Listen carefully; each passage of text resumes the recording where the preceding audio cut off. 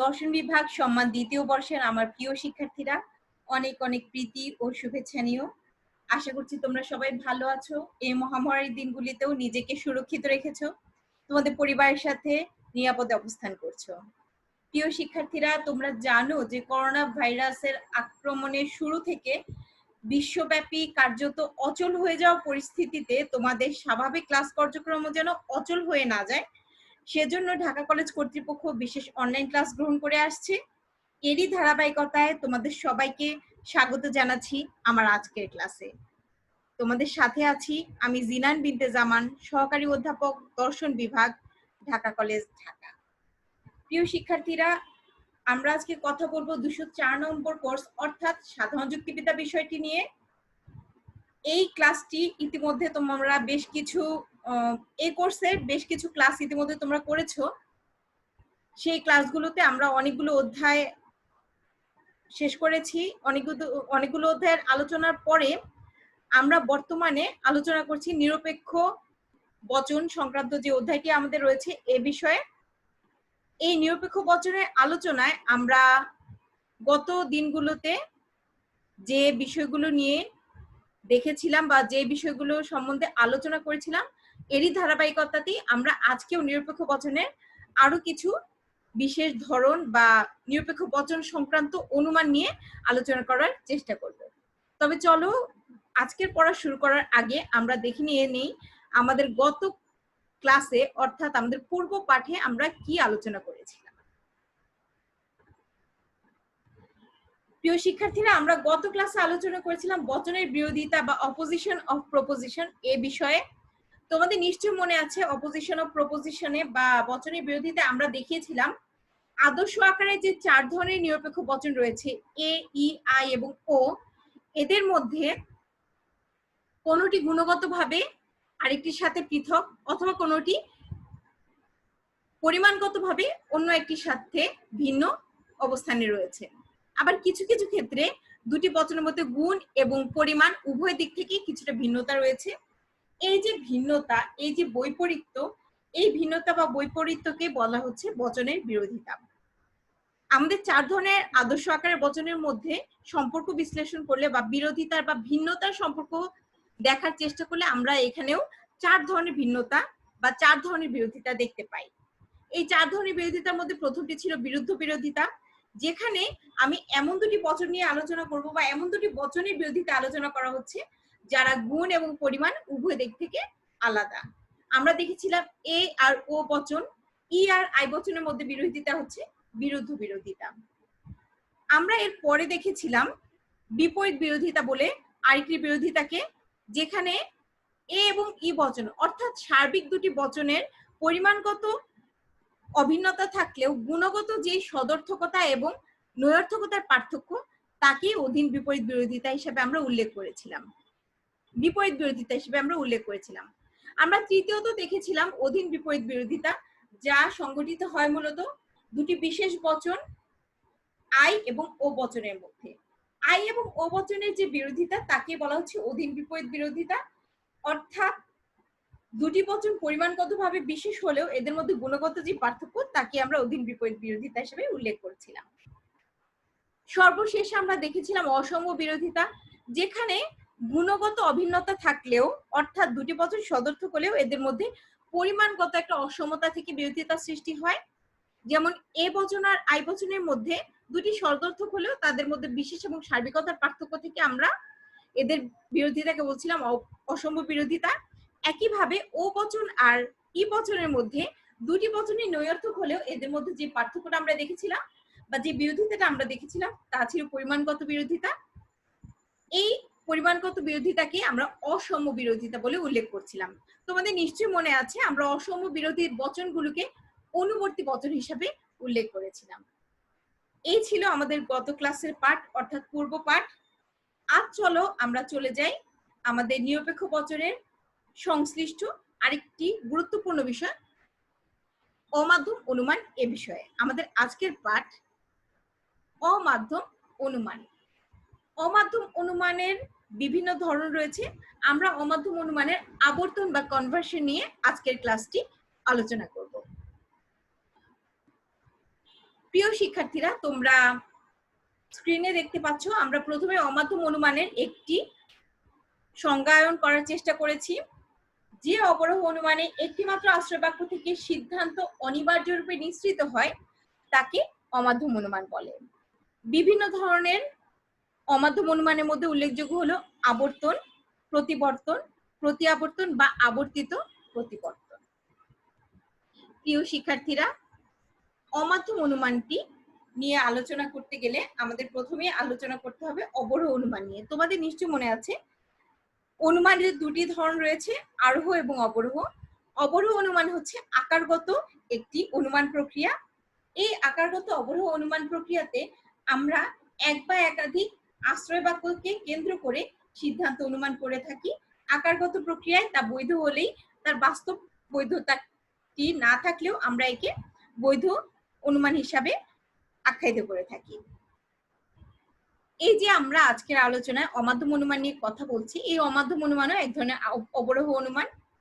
অবরোহ অনুমানের দুটি ধরন রয়েছে। মূলত এই দুটি ধরনের মধ্যে একটি হচ্ছে অমাধ্যম অনুমান, আরেকটি হচ্ছে মাধ্যম অনুমান। যে ক্ষেত্রে একটি মাত্র আশ্রয় বাক্য থেকে সরাসরি সিদ্ধান্তটি নিশ্চিত হয় তাকে বলা হচ্ছে অমাধ্যম অনুমান। অর্থাৎ এখানে আশ্রয় বাক্য থেকে সিদ্ধান্তে আসার জন্য আমার একাধিক সাহায্যের প্রয়োজন হয় না, একটি আশ্রয় বাক্যই এক্ষেত্রে সিদ্ধান্ত নেওয়ার জন্য যথেষ্ট। এজন্য একে বলা হচ্ছে অমাধ্যম অনুমান। মাধ্যম অনুমানের বিপরীতেই অবস্থান করছে অমাধ্যম অনুমান। অর্থাৎ বলা যায় মাধ্যম অনুমানে যেখানে আমরা একাধিক আশ্রয় বাক্যকে কেন্দ্র করে সিদ্ধান্ত অনুমান করি, অমাধ্যম অনুমানে আমরা একটি মাত্র আশ্রয় বাক্যকে কেন্দ্র করে সিদ্ধান্তে যেতে পারি। অমাধ্যম অনুমানের তিনটি প্রকরণ তোমরা কিছুক্ষণ আগে স্ক্রিনে দেখেছো। এই তিনটি বিভিন্ন প্রকরণের মধ্যে এই তিনটি প্রকরণ নিয়ে আমরা আলোচনা করার চেষ্টা করব আমাদের আজকের এবং আগামী কয়েকটি ক্লাসে। আজকে আমাদের আলোচনার বিষয়বস্তু আবর্তন বা কনভার্সন।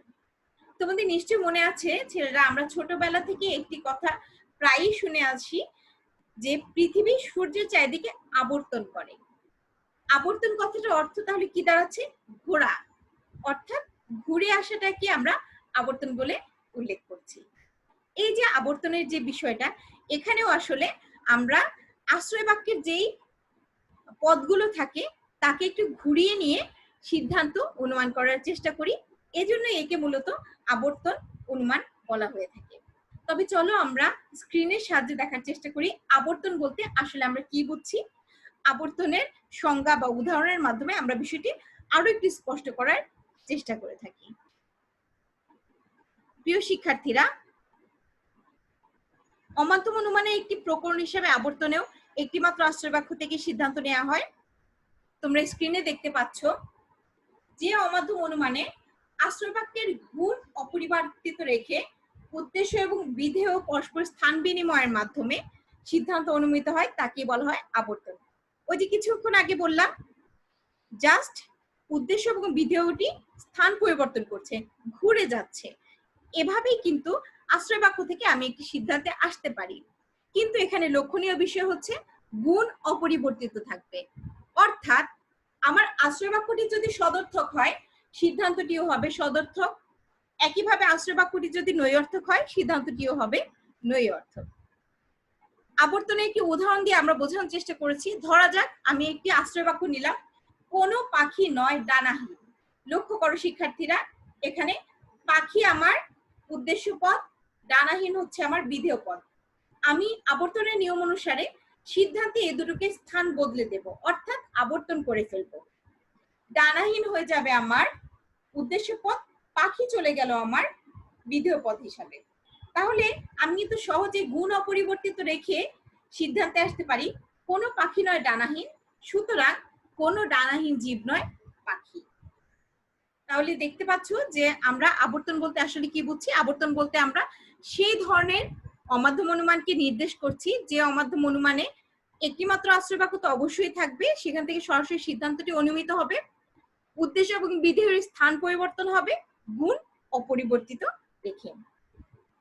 আবর্তনের ক্ষেত্রে আমরা যে আশ্রয় বাক্যটিকে কেন্দ্র করে সিদ্ধান্তে আসব সেই আশ্রয় বাক্যটিকে বলা হচ্ছে আবর্তনীয়, আর সিদ্ধান্তটিকে বলা হবে আবর্তিত। কনভার্সন হচ্ছে আবর্তনের ইংরেজি প্রতিশব্দ। এই যে আমরা আবর্তন নিয়ে এত কথা বলছি, আবর্তনের সংজ্ঞা থেকেই কিন্তু আবর্তন করার বা আবর্তন অনুমানের কিছু নিয়ম নিঃসৃত হচ্ছে। এবার চলো আমরা আবর্তনের নিয়মাবলী সম্বন্ধে একটু দেখার চেষ্টা করি। প্রিয় শিক্ষার্থীরা, তোমরা স্ক্রিনে দেখতে পাচ্ছ আবর্তনের নিয়মাবলীতে আমরা 3টি নিয়মের উল্লেখ করেছি। প্রথমত, উদ্দেশ্য এবং বিধেয় পরস্পর স্থান বিনিময় করবে। কিছুক্ষণ আগে আমরা দেখেছি আশ্রয় বাক্যের যা উদ্দেশ্য সিদ্ধান্তে তা হয়ে যাবে বিধেয়, একইভাবে আশ্রয় বাক্যের যা বিধেয় সিদ্ধান্তে হয়ে যাবে তা উদ্দেশ্য। উদ্দেশ্য এবং বিধেয় আশ্রয় বাক্যে যা থাকবে সিদ্ধান্ত এসে তারা স্থান বদল করছে। দ্বিতীয়ত, আশ্রয় বাক্য এবং সিদ্ধান্তের গুণ অপরিবর্তিত থাকবে, অর্থাৎ আশ্রয় বাক্যটি যদি আমার সদর্থক হয় সিদ্ধান্তটিও হবে সদর্থক, আশ্রয় বাক্যটি যদি আমার নৈর্থক হয় সিদ্ধান্তটিও হবে আমার নৈর্থক।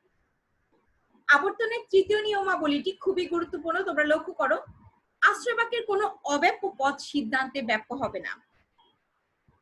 প্রিয় শিক্ষার্থীরা, আমরা এর আগে কয়েক ক্লাস আগে আমরা ব্যাপ্যতা অব্যাপ্যতা নিয়ে আলোচনা করেছিলাম, নিশ্চয়ই তোমাদের তা মনে আছে।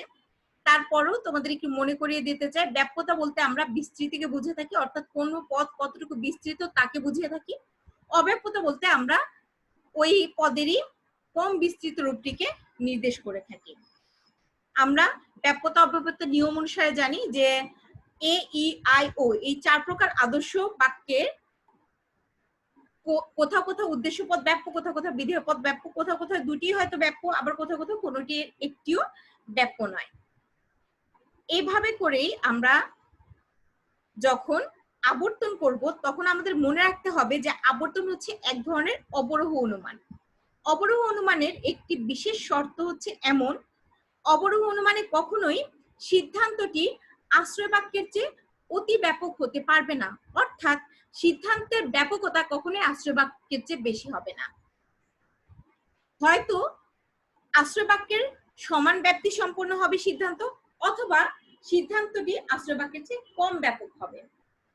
যেহেতু অবরোহ অনুমানের একটি বিশেষ প্রকরণ হচ্ছে আবর্তন, সেহেতু আবর্তনের ক্ষেত্রেও এই নিয়মটি বিশেষভাবে লক্ষ্য রাখতে হবে, অর্থাৎ যে পদটি আশ্রয় বাক্যে অব্যাপ্য অবস্থায় থাকবে তাকে কখনোই সিদ্ধান্তে আমি ব্যাপ্য আকারে নিতে পারবো না। যদি তা আমরা গ্রহণ করি বা যদি আমি কোনো অব্যাপ্য পদকে যা আশ্রয় বাক্যে ছিল তাকে সিদ্ধান্তে সে ব্যাপ্য করে ফেলি বা ব্যাপ্য হয়ে যায় সে পদটি, সেক্ষেত্রে কিন্তু আমার আবর্তনের নিয়ম লঙ্ঘনজনিত অনুপপত্তি ঘটবে, অর্থাৎ আমার আবর্তনের এই সিদ্ধান্তটি অবৈধ বলে প্রতীয়মান হবে। প্রিয় শিক্ষার্থীরা, এই যে আবর্তনের 3টি নিয়ম আমরা দেখলাম, এই 3টি নিয়মের আলোকে এখন তবে আমরা বোর্ডে দেখব এ, ই, আই এবং ও এই 4 ধরনের আদর্শ আকার বচনের আবর্তনের প্রক্রিয়াটি কি।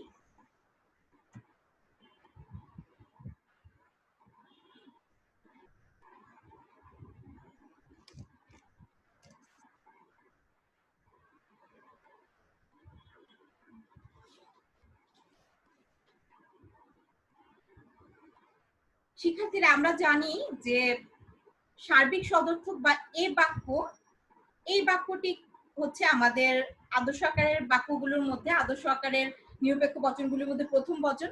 আমরা তবে এ বচনের যে আবর্তন প্রক্রিয়া তা থেকে আসো শুরু করি। আমি বোর্ডে একটি এ বচন লিখলাম।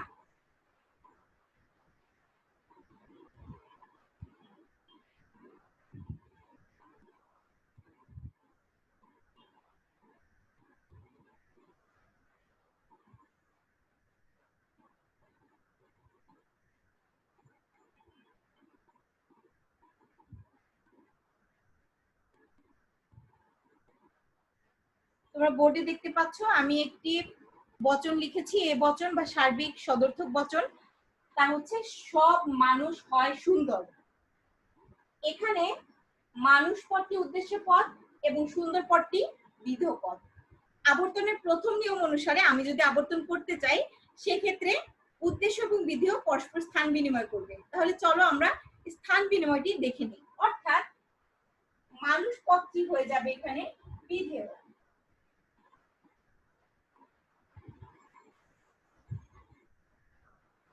সুন্দর পদটি এখানে হয়ে যাবে উদ্দেশ্য।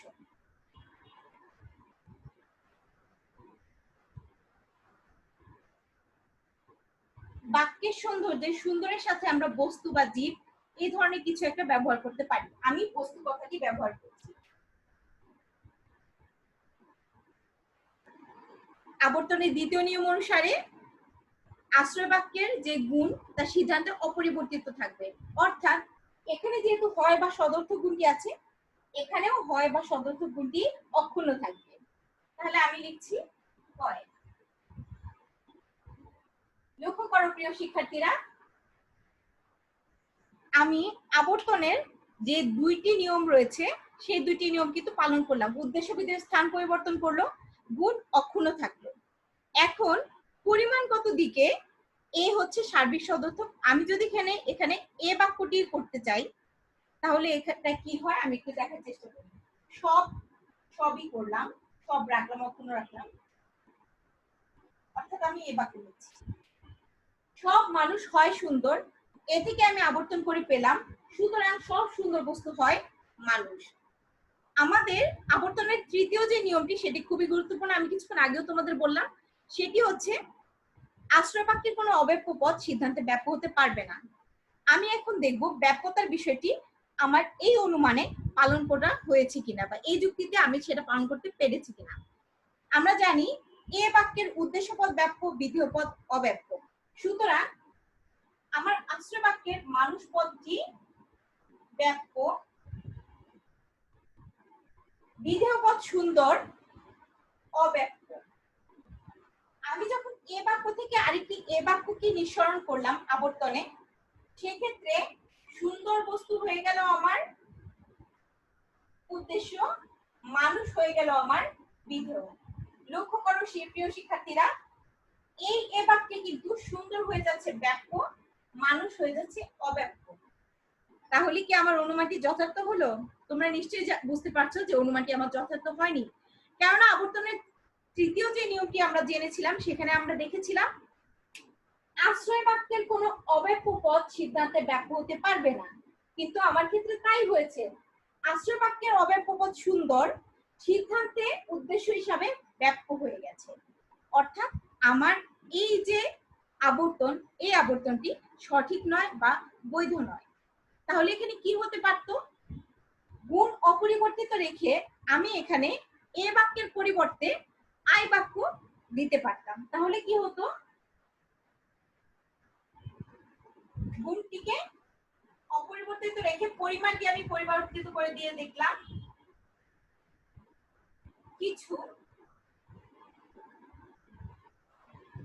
কিছু সুন্দর বস্তু হয় মানুষ। আমরা জানি আই বাক্যের দুটি পদই অব্যাপ্য, সুতরাং সুন্দরও অব্যাপ্য, মানুষও অব্যাপ্য। লক্ষ্য করো প্রিয় শিক্ষার্থীরা, তাহলে কিন্তু আমার যে আবর্তনের তৃতীয় নিয়ম সেটি যথাযথভাবে পালিত হলো। অর্থাৎ আশ্রয় বাক্যের অব্যাপ্য পদ সিদ্ধান্ত এসেও অব্যাপ্য থাকলো। আমার এখানে ব্যাপ্যতার কোনো পরিবর্তন না হওয়ার কারণে আমার এই অনুমানটি যথার্থ বা বৈধ অনুমান। এ বাক্য থেকে আই বাক্যে এই যে আমি আবর্তন করলাম, এ ধরনের আবর্তনকে বলা হচ্ছে অসরল আবর্তন। অর্থাৎ যে আবর্তনের ক্ষেত্রে আমার দুটি বাক্যের অর্থাৎ আশ্রয় বাক্য আর সিদ্ধান্তের গুণ অপরিবর্তিত থাকলেও পরিবর্তন হয়ে যাচ্ছে পরিমাণটি, সেক্ষেত্রে যে আবর্তনটা করা হয় তাকে বলা হচ্ছে অসরল আবর্তন। তবে কিছু ব্যতিক্রমী ক্ষেত্রে এ বাক্যের কিন্তু সরল আবর্তনও হয়ে থাকে।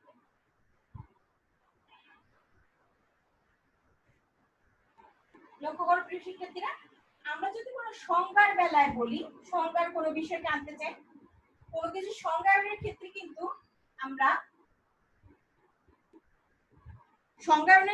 আমরা এ বাক্যের সরল আবর্তনটি করতে পারি। যেমন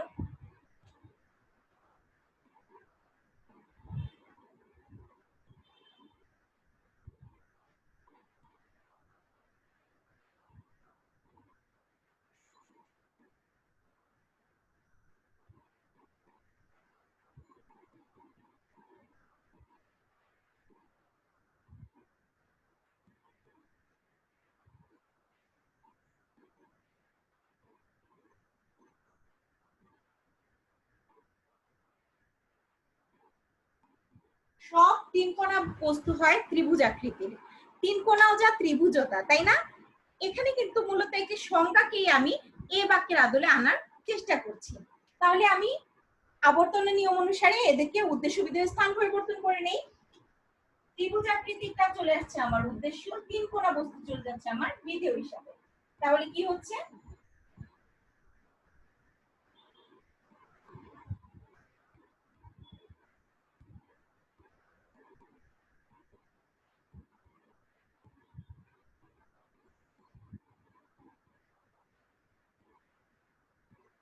গুণটি অপরিবর্তিত থাকছে, অর্থাৎ সদর্থক গুণ সদর্থকই থাকছে। পরিমাণের ক্ষেত্রেও আমি সবই অক্ষুণ্ণ রাখছি। তাহলে দেখো তো, এখানে ব্যাপ্যতার পরিবর্তন হলেও কিন্তু যেহেতু একটি জ্যামিতিক সংজ্ঞা, একটি স্বতঃসিদ্ধ বিষয়, সেহেতু এই আবর্তনটি কিন্তু যথার্থ। এই জাতীয় যে ব্যতিক্রমী আবর্তন হয়ে থাকে এ বাক্যের, অর্থাৎ এ থেকে এতে উত্তরণের যে আবর্তন, একে আমরা বলছি সরল আবর্তন। তাই নিশ্চয়ই তোমরা বুঝতে পারছো যে এ বাক্যের আবর্তন মূলত হচ্ছে অসরল আবর্তন, বা যৌক্তিক বা বৈধ যে আবর্তনটা সেটা হচ্ছে অসরল আবর্তন। তবে ব্যতিক্রমী কিছু ক্ষেত্রে সরল আবর্তনও সম্ভব হয়। আবর্তনের এ বাক্য শেষে আমরা এবার দেখব আরেকটি সার্বিক বাক্য, ই বাক্য বা সার্বিক নৈর্থক বাক্যের আবর্তন সম্পর্ক।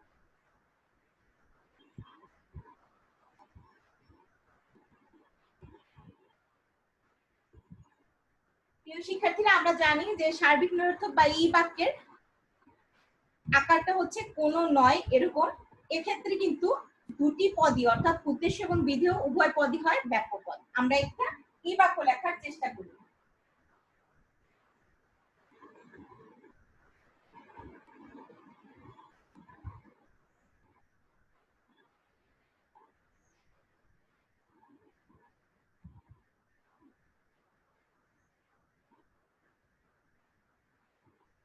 প্রিয় শিক্ষার্থীরা, লক্ষ্য করো আমি একটি বাক্য লিখেছি বোর্ডে, সেটি হচ্ছে কোনো গরু নয় দ্বিপদ। এখানে গরু পদটি হচ্ছে আমার উদ্দেশ্য পদ, দ্বিপদ হচ্ছে আমার একটি বিধেয় পদ। আমি আবর্তনের প্রথম নিয়ম অনুসারে এদের স্থান পরিবর্তন করে দিচ্ছি, অর্থাৎ দ্বিপদ যাবে উদ্দেশ্য হিসাবে, গরু যাবে বিধেয় হিসাবে।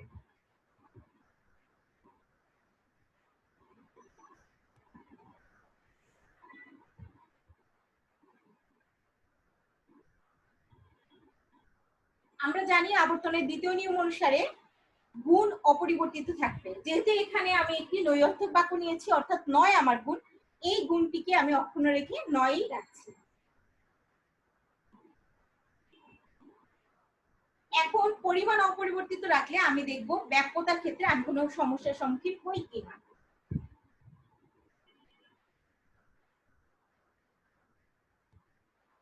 কোন গরু নয় দ্বিপদ, এ থেকে আমি আবর্তন করে পেলাম কোন দ্বিপদ জীব নয় গরু। আমরা জানি ই বাক্যের উদ্দেশ্য এবং বিধেয় উভয় পদই ব্যাপ্য।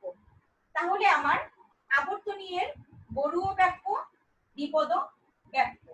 যেহেতু এটি একটি ই বাক্য, আমি যখন আবর্তন করে আবর্তিত হিসাবে একটি ই বাক্য পেলাম, এখানেও দেখো দ্বিপদও ব্যাপ্য, গরুও ব্যাপ্য।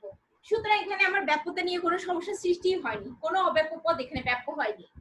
তাহলে কি দেখা যাচ্ছে, ই পদের বা ই বচনের যে আবর্তন হয় তা হচ্ছে ই বচন, এবং এটি একটি বৈধ আবর্তন। ই বচনের থেকে ই বচনে যে আবর্তনটা হয় সেটি হচ্ছে একটি বৈধ আবর্তন। ই বচনের পরে আমরা চলে যাব আমাদের আরেকটি উল্লেখযোগ্য বচন, বিশেষ সদর্থক বা আই বচনে।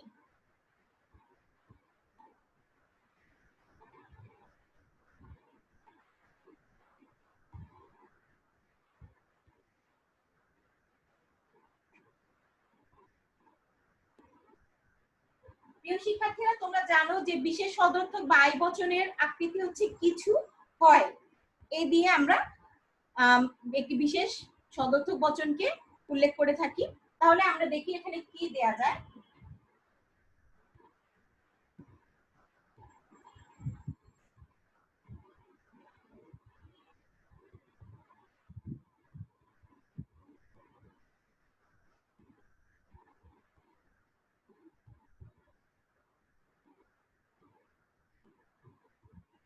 তোমরা সবাই কি দুরন্ত? না, সবাই বোধহয় দুরন্ত না, তাই না? আচ্ছা যাও, তাহলে আমি আই বাক্য হিসাবে কি দিলাম? আই বাক্য হিসাবে আমি লিখলাম কিছু ছাত্র হয় দুরন্ত, অর্থাৎ দুষ্ট, চঞ্চল। তোমরা নিশ্চয়ই সবাই দুরন্ত নও, তোমাদের কেউ কেউ তো নিশ্চয়ই দুরন্ত আছে। তাহলে আমি আই বাক্য হিসাবে এই বাক্যটি নিচ্ছি, কিছু ছাত্র হয় দুরন্ত। আবর্তনের নিয়ম অনুসারে আমি ছাত্র এবং দুরন্ত এই দুটি পদকে স্থান বদল করে দিচ্ছি। দুরন্ত ছিল আমার বিধেয় হিসাবে, এটি চলে আসলো উদ্দেশ্য হিসাবে। ছাত্র ছিল উদ্দেশ্য হিসাবে, এইটি চলে গেল বিধেয় হিসাবে।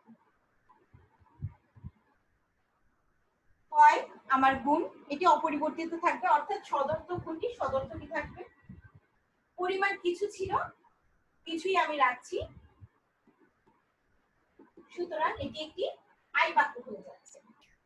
এবার ব্যাপ্যতার বিষয়টি দেখার পালা আমাদের। আমরা জানি যে আবর্তনের তৃতীয় নিয়ম অনুসারে কোনো অব্যপ্য পদ, অর্থাৎ আবর্তনীয়তে যা অব্যপ্য ছিল তা কখনো সিদ্ধান্তে এসে বা আবর্তিতে এসে ব্যাপ্য হতে পারবে না।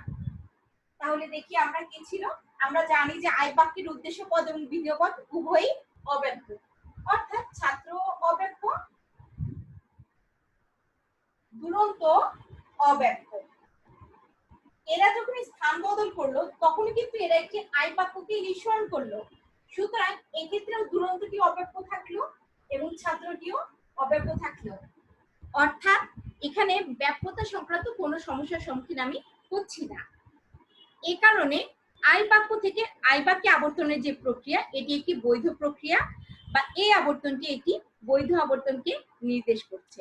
তাহলে তোমরা নিশ্চয়ই বুঝতে পারছো যে আই বাক্য থেকে আই বাক্যের যে আবর্তন, এটিও একটি সরল বা বৈধ আবর্তন।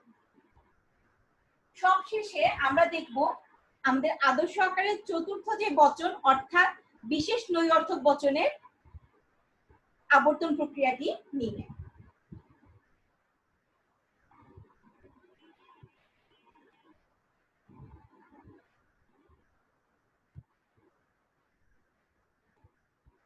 প্রিয় শিক্ষার্থীরা, ও বচন বা বিশেষ নৈঅর্থক বচনটি হচ্ছে এমন বচন যেখানে আমি একটি বচনকে নিঃসরণ করি কিছু নয় এই আকৃতিতে।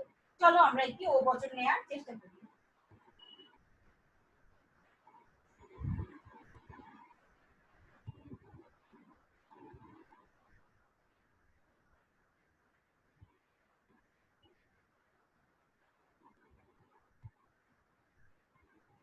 কিছু ফুল নয় সাদা।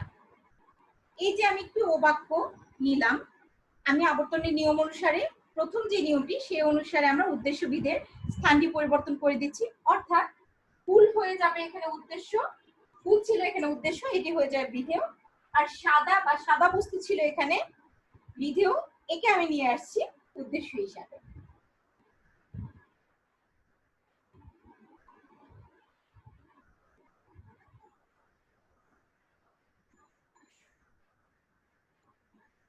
প্রিয় শিক্ষার্থীরা, আবর্তনের যে দ্বিতীয় নিয়মটি আছে সে অনুসারে আমরা গুণকে অপরিবর্তিত রাখবো।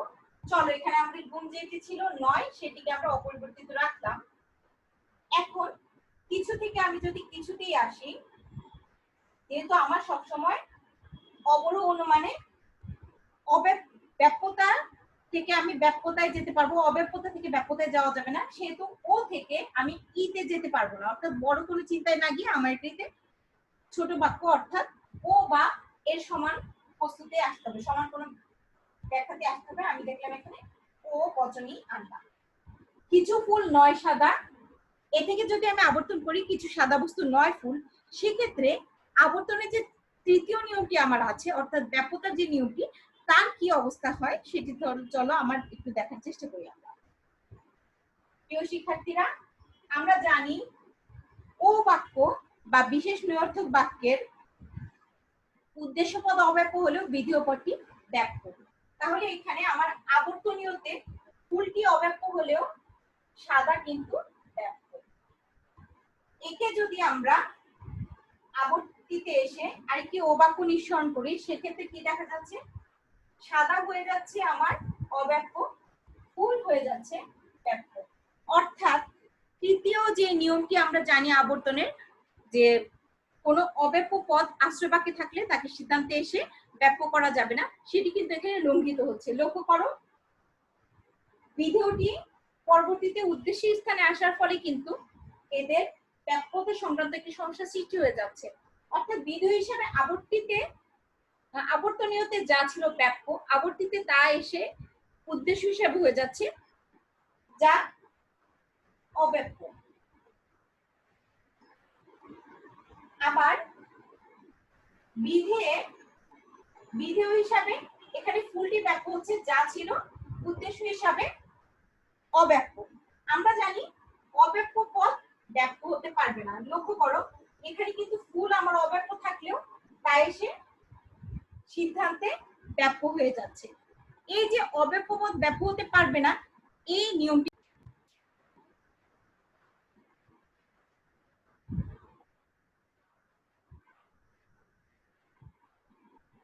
অর্থাৎ খুব সহজ ভাষায় যদি বলি, সেক্ষেত্রে দেখা যাচ্ছে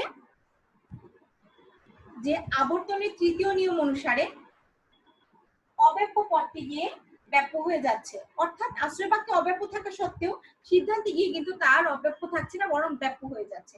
এই যে ব্যাপ্যতা সংক্রান্ত নিয়মের লঙ্ঘন, এই কারণেই আবর্তনের তৃতীয় শর্তটি লঙ্ঘিত হয়ে ও বাক্যের আবর্তন সম্ভব হয় না, ও বাক্যের আবর্তন বৈধ নয়। তাহলে কি দেখা যাচ্ছে যে আবর্তন প্রক্রিয়াকে অনুসরণ করে আমরা যদি 4 ধরনের আদর্শ বাক্যকে বা আদর্শ নিরপেক্ষ বাক্যকে আবর্তিত করতে যাই, আমাদের সবগুলো বাক্যকে আমরা আবর্তন করতে সক্ষম হই না বা বৈধ হয় না। যেমন এ বাক্যের আবর্তন সম্ভব হলেও তা সরল নয়, ই এবং আই বাক্যের আবর্তন সম্ভব এবং সরলভাবে তা সম্ভব, কিন্তু ও বাক্যের আবর্তনের ক্ষেত্রে কিন্তু সত্যতা বা ব্যাপ্যতার একটা সমস্যা দেখা দেওয়ায় সেক্ষেত্রে আবর্তনটি বৈধ হয় না। প্রিয় শিক্ষার্থীরা, এই পুরো বিষয়টি আমরা স্ক্রিনে দেখার একটু চেষ্টা করি। চলো,